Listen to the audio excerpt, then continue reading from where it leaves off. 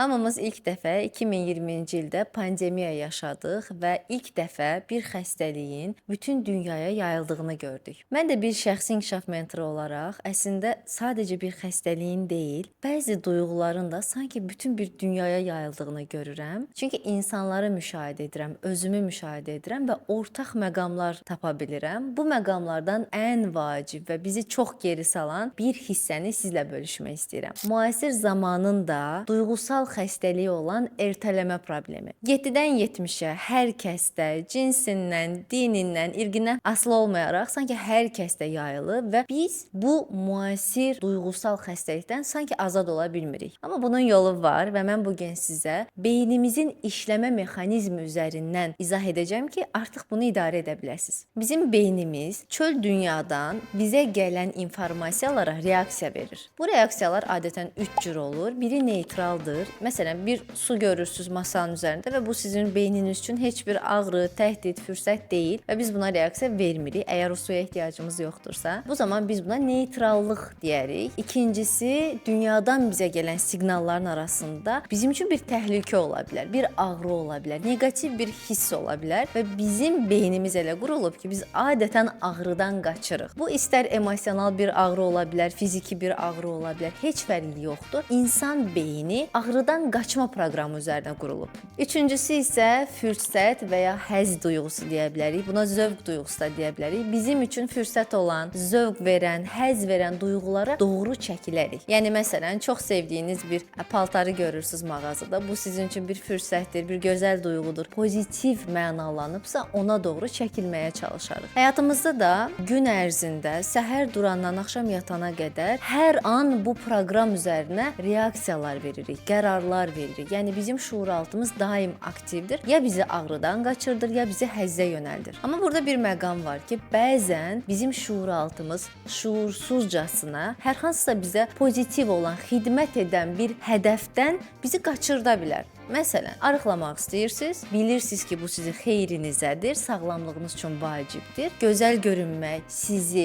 özgüvənli hiss elətdirir, amma bunu eləyə bilmirsiniz. Bunun səbəbi duyğusal bir boşluq var orada. Yəni orada ağrıdan qaçırıq əslində. Yəni şuuraltımız bizi arıqlamaq üçün inancları olan, çox əziyyət çəkməliyəm, ac qalmalıyam, buna dözə bilməyəcəm və yaxud da az sosiallaşmalı olacağam, dostlarımla görüşə bilməyəcəm kimi düşüncələrə qərq edərsə, artıq biz arıqlamağa, ağrı hissi bağlamış olarıq. Və yaxud da bir Instagram səhifəsi açmaq istəyirsiniz. Çox maraqlı kontentləriniz, mövzularınız var. İnsanlara ilham olmaq istəyirsiniz, amma heç cür onu eləyə bilmirsiniz. Hər hansısa bir ağrı duyğusu var və biz o ağrını tanımadan ondan qaçırıq. Ola bilər ki, çox mükəmməl olma çabası var. Ola bilər gözdən düşmə qorxusu ola bilər və yaxud da səhv etmə qorxusu ola bilər və yaxud da qınanılma qorxusu ola bilər. Bəlkə də kənardan özünüzə baxıb necə də pis görsənirəm də deyə bilərsiniz. Bu da bir ağrı hissidir. Və sistem hər zaman eyni işləyir. Yəni, harda ağrı görürsə oradan qaçır. Müasir insanın ən böyük problemlərindən biri də yazılan mesajlara gec geri dönüş etmək, zənglərə cavab verməmək və bir sonraya saxlamaq və bu cür üst-üstə yığışan mesajlar, zənglər açılmır və geri dönüş edilmir. Bəlkə də arasından çox böyük bir fürsət itiririk, amma biz bunu görmürük. Burada da əslində beynimizin işləməsini dərk etsək, onu idarə etməyi də bacararıq. Bu sözü yəqin siz də eşitmisiniz. İnsan vərdişlərin övladıdır. Ertələmə də bir zaman sonra bizim beynimizdə artıq bir vərdişə çevrilir və biz bu proqramdan çıxa bilmirik. Bunu dəyişməyin sirri bu proqramın bizi idarə etdiyinin fərqində olmaqdır. Fərqində olduqdan sonra bu sistemin alt strukturunu görməliyik. Yəni necə olur ki, mən bir şey etmək istəmirəm. Hətta mənim üçün çox vacib olan bir iş var. Mən ona zaman ayırmıram, amma mənim üçün çox kiçik anlıq həzlər var ki, deyək mən universitetə hazırlaşmaq istəyirəm və yaxud da çox yaxşı bir kursa hazırlaşmaq istəyirəm, dil öyrənmək istəyirəm. Amma bir də görürəm ki, mən Instagramda başqalarının reelslərinə baxıram. Orada nə baş verir? Beyin ağrı hissindən bizi qaçırdır, ani həzz duyğusuna çatdırmağa çalışır. Lakin hər zaman həzz almaqla biz bəzən böyük arzularımıza çata bilmirik. Çünki burada bizim iradəmizin də həyatımızda böyük rolu var. İradə də şuurumuzda olan hissədir. Yəni şuur sayəsində şuuraltı proqramımızı, yəni vərdişlərimizi tanıya bilərik, onları dəyişə bilərik və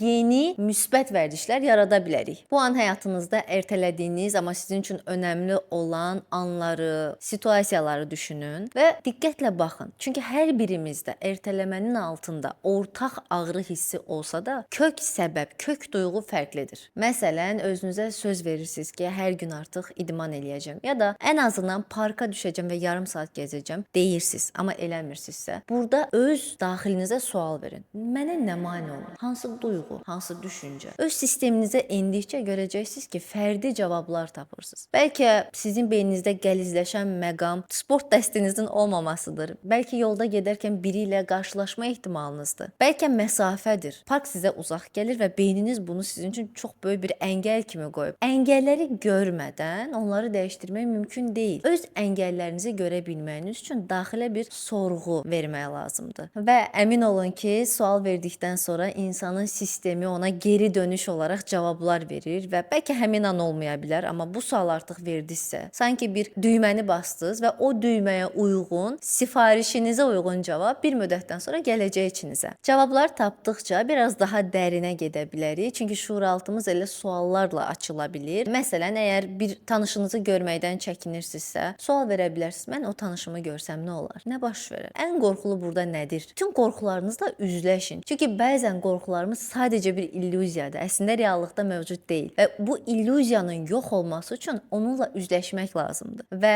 bir dəfə, iki dəfə özünüzə bu şansı verdikcə, hər gün parka gəzməyə getdikcə, beyniniz də artıq bu vərdişi tanımağa başlayır. Yeni duyğular yaşamağa başlayır və o şişirdilmiş qorxu yavaş-yavaş yox olmağa başlayır. Sanki bir şarın içindəki hava kimi biz onu deşdikdən sonra o artıq mövcud olmamağa başlayır. Yəni hərəkət, addım atmaq bəzi qorxularımızı öz-özlüyündən yox edir və ertələmənin ən böyük çarəsi birincisi onun altında yatan duyğunu tapmaq, ağrı hissini aşkar etmək, daha sonra şuurluca addım atmaqdır. Yəni qorxunuzun üzərinə getməkdir. Tony Robbins'in çox məşhur bir üsulu var. O təklif edir ki, beyninizdə tanış olun. Ağrı hissiniz hansıdır və fürsət duyğusu, həzz duyğunuz hansıdır? Bunları tanıdıqdan sonra yerlərini dəyişə bildiyiniz zaman yeni bir davranış yaranır. Gəlin buna bir nümunə üzərindən baxaq. Mən öz tanıdığım bir insanın hekayəsini sizlə bölüşmək istəyirəm. 40 ildən çox siqaret çəkən bir bəy artıq 40 ildən sonra ağciyərində yaranan bir xəstəlik səbəbilə bu xəbəri alanda şok olur və artıq həkimlər deyir ki, məhz siqaret səbəbilə ömrünün çox az bir hissəsi qalır. Bir anda 40 il ərzində müsbət, mənalanmış və həzz duyğusu yaradan siqaret bir anda böyük bir ağrı hissinə və təhlükə hissinə dönüşmüş olur. Beləliklə proqramda yer dəyişir və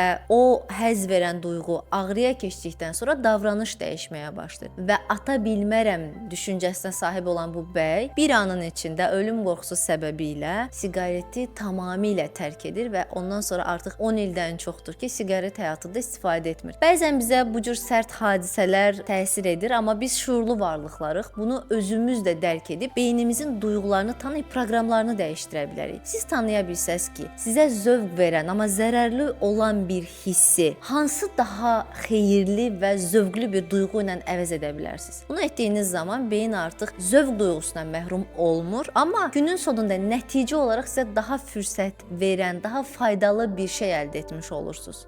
Bugün biz müasir dünyada çox maarifləndiyimizi düşünürük. Çünki çox bilgi alırıq, amma bu bilgilərin bir çoxu elə bizim beynimizin içində də qalır. Ona görə hərəkət azalır, bilgi çoxalır. Burada bir balanssızlıq yaranır və beyin artıq bu məlumat yükünü qaldıra bilmədiyi üçün ertələmə vərdişini daha çox inkişaf elətdirmiş olur. Bəzən daha az bilgi alıb, daha çox hərəkət etməliyik ki, həyatımız daha balanslı olsun. Və əslində ertələdiyimiz dediyimiz şey də bizi müvəqqəti rahatlığa çıxardır. Beynimizin bir hissəsində hələ də bir yük var ki, mən bunu etməliyəm, amma etmirəm. Və bu da zamanla bizi xoşbəxt olmayan fərdlərə, özünü realizə edə bilməyən cəmiyyətə dönüşdürür. Və əslində baxın, insanların çoxsunun əlində telefon, çoxsu bir çox kursa gedir, yeni məlumatlar əldə edir, amma insanların həyat eşqi azalıb. Özünə olan həqiqi sevgisi, qayğısı, özgüvəni, gözlərində olan o ümid və parlaqlıq azalıb. Çünki biz özümüzdən uzaqlaşmışıq. Bəzən sadəcə sadələşməyə ehtiyacımız var ki, həyatımızdakı o böyük dəyərlər bizi daha çox xoşbəxt eləsin. Kiçik anların içində